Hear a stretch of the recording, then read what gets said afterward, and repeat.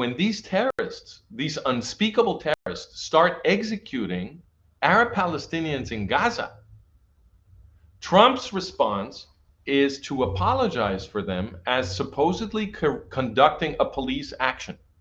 Well, excuse me, but there's no such thing as a police action that includes extrajudicial murders in the streets. That's not a police action at all. That's terrorism. Okay, this is what terrorists do. They're behaving like the terrorists that they've always been. So it is in fact diagnostic of what is really going on to see the president of the United States apologizing for these terrorists when in fact these terrorists have given him a golden excuse to go in and destroy them like he promised that he would do, right? So first he makes these exaggerated threats about how macho he is and how he's going to kill anybody who dares defy him and so on and so forth. And the minute they do this, he starts apologizing for them, right? Which also demonstrates that they don't care about the Arab Palestinians. They don't care about the Arab Palestinians at all. They care about protecting Hamas and about injuring the security of the Jewish state. You wanted to say something? Yes, I want just to share my personal experience with that exact tweet that I show you, that I saw that and I said, wow, like I really believe that. And I saw like, wow, like he's going like in and you believed it? Yeah, for a second, yes, but hear me out. I sent it to my brother and he responded me, yeah, Joel, he's saying this from January. Like he's been saying this like for months. And again, I see your model. So yeah. So once again, you recognize the superiority of my model. Is that right? Yeah. Say it, Joel. Say it. Yeah. Like it. My brother's response was like, no, but it's like Francisco said, like the model of. Okay, so your brother has more faith in my model than you do. I think I'm going to have to fire you and hire your brother. Okay, so anyway, now notice when we are bragging about the superiority of the Moore model, we have to point out how consistent it accounts for Trump's behavior, because how consistently, forgive me, it accounts for Trump's behavior, because what we just saw, which is Trump, blustering theatrically about how macho he is and making threats and so forth. And then when the conditions that would trigger the behavior that he threatened he would set in motion happen, right? When those conditions take place, he doesn't do anything, right? Well, that structure is exactly the same as what we saw with Iran. So a few months ago, when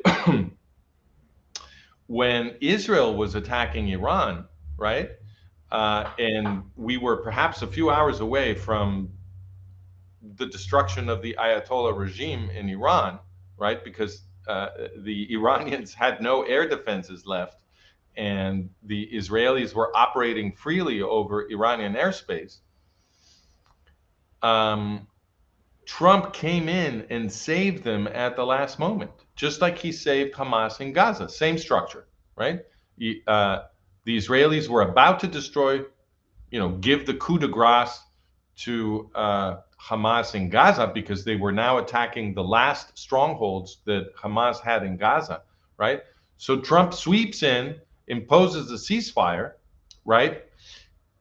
In the same way that in Iran, when Israel was about to destroy the Iranian regime, I mean, the Iranian regime could no longer defend itself. They had no air defenses.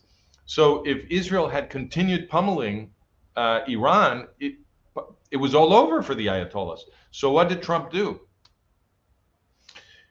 First of all, he announced on Truth Social that he wanted to save the Iranian empire. Okay? He said it like that.